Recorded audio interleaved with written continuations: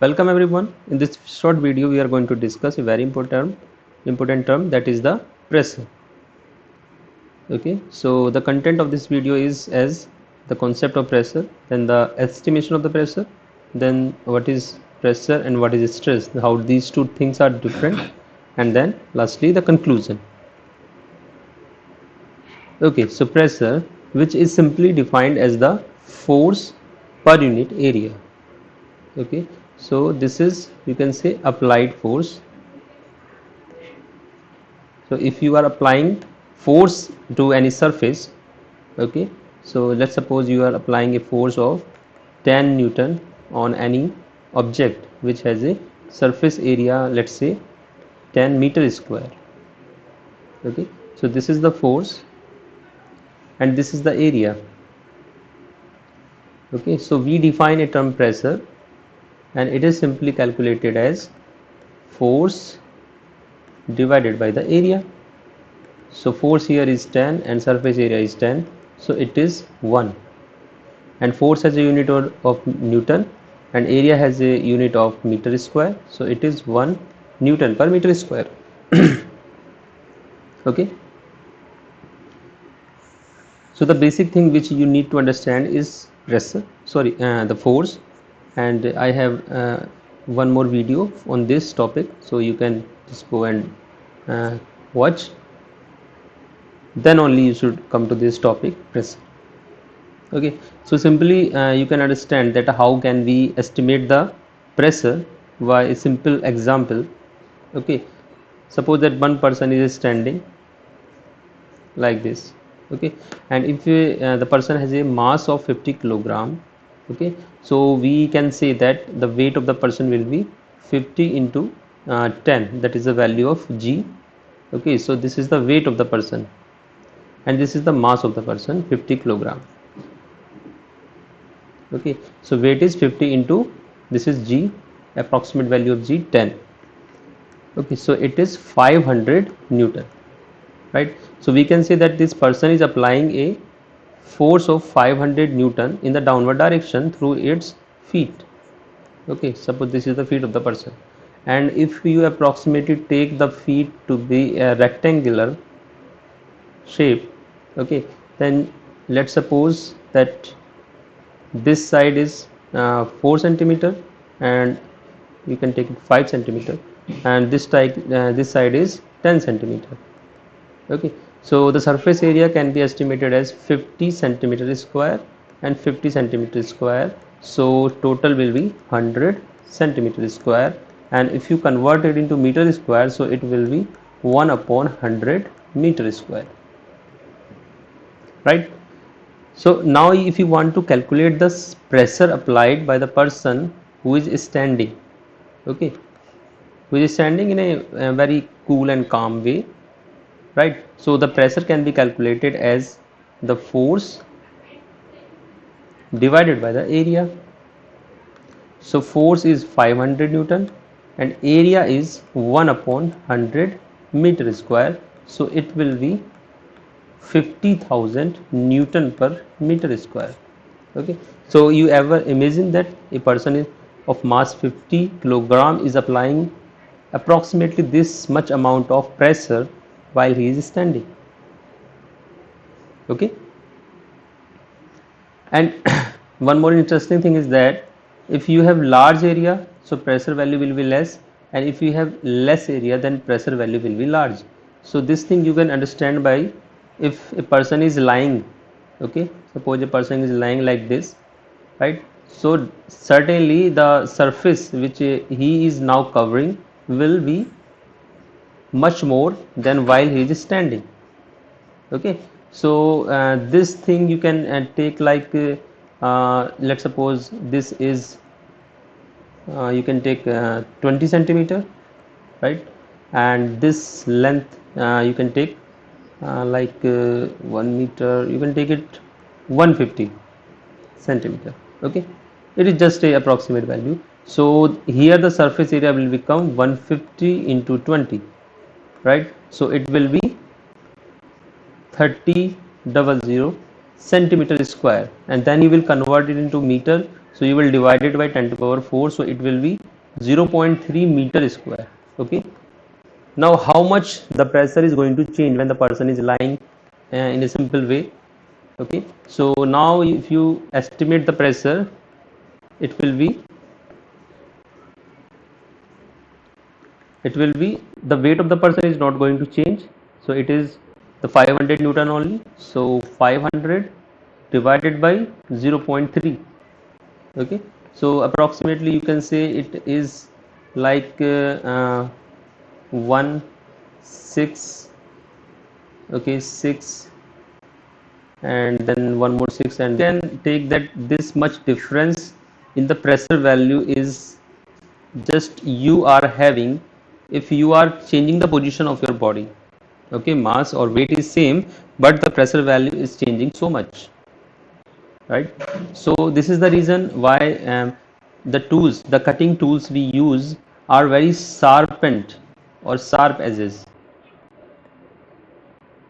Okay, because the surface which they are going to make the contact. Okay, so that surface area will be very less, and the force you are applying, okay, the force you are applying, that will increase the intensity of pressure, or you can say the value of pressure. Okay, so that why you will be able to cut whatever you want to. You can cut any vegetable, or you can cut any kind of metal. Okay, anything. So that's why these tools or the cutting tools are always very sharp edges. Okay, then what is fluid pressure? Is it different from the pressure we actually estimate in the solid objects? Okay, so I can say that there is some difference in the property of the fluid, because solid material will behave in a different way. If there is this solid structure like this, okay, so it do not have a tendency to expand. Okay, its shape and size will remain as it is, as far as we are not giving any kind of heat or changing of some kind of environment. Okay, so if it is having a edge of 10 centimeter, right, and suppose its mass is 10 kilogram. Okay, so the downward or you can say the bottom surface having the area of 100 centimeter square, and the weight which is acting downward will be 10 into 10, that is the 100 newton. Okay, so the pressure applied by this object on whatever table or surface it is lying, it will be 100 divided by 1 upon 100. Okay, so because it is in newton, and 1 upon 100 will be in meter square. It is newton, it is meter square, so it will be 10,000 newton per meter square. This is for a solid object. Then what will be the difference when the object is not solid, it is a fluid. Okay, so fluid is a liquid or gas. Okay, so for both of these you or we can use a common name, that is fluid. Okay, so because fluid has a tendency to expand. Okay, you can have water, if you pour the water on a surface, so it will like to be expand, sorry, not extend, expand on the surface. Okay, so similarly if you have a gas, so if you if you open the cylinder or LPG cylinder you have in your house, okay, so the gas will like to expand in the environment. So this property of fluid to expand make the fluid pressure a different topic than the pressure applied in terms of that we use solid object. Okay, so but the basic thing, or you can say basic estimation, or the basic formula for calculating the pressure remains same, and that is the force per unit area, force divided by the area. So if we are having a gas inside the cylinder, okay, so obviously the gas apply a force on the wall of the cylinder, okay, where it is contained.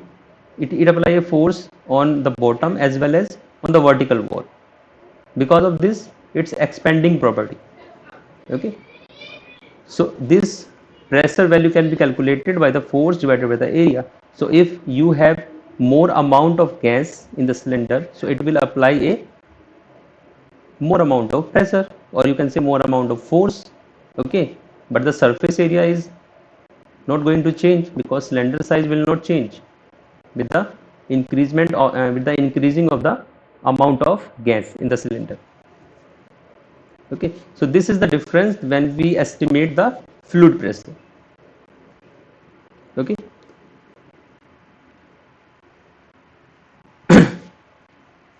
now one more important term is stress.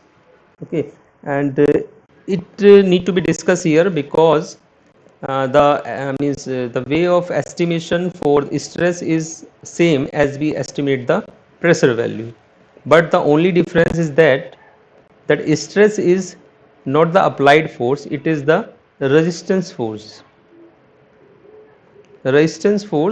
per unit area, resistance force divided by the area of cross section, right?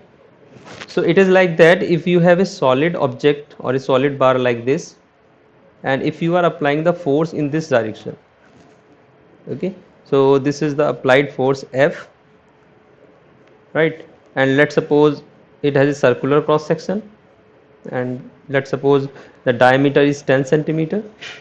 Okay, so pressure value can be calculated by the force applied divided by the surface area. Okay, but at the same time this material have a property to resist this applied force. Okay, to resist this applied force, and the stress value is calculated by this, the resistance force per unit area. Okay, for the equilibrium we take the applied force equal to the resistance force, but both the thing has a different meaning and the different significance also, right? But unit here remains the same, as in the numerator we are taking the force, so it is Newton, and the denominator we are taking the area, so it will be meter square. Okay, and one more unit for the pressure we use is Pascal, right? And 1 Pascal or 1 Pa is equal to 1 Newton per meter square. Okay, so these are the things you need to remember while discussing the pressure, right? And finally we can say that force applied on any surface per unit area is known as the pressure, which is calculated. And then every fluid, whether it is moving or stationary, it applies some pressure on the surface where it is contained, whether it is contained in some glass, there may be a glass of water. Okay, so this water apply a force on the surface of the container or the glass, so this force applied per unit area will be the pressure value. Okay, and similarly if you have a gas cylinder, the gas is contained inside the cylinder. Okay, so the force applied by the gas on the surface of the cylinder per unit area, that will be estimate the pressure value. Then when we apply the pressure, or you can say the force, on any object, so it resists the applied force, and this resistance force per unit area, that is known as the stress. Okay, so I hope you enjoy and like this video. Thanks for watching.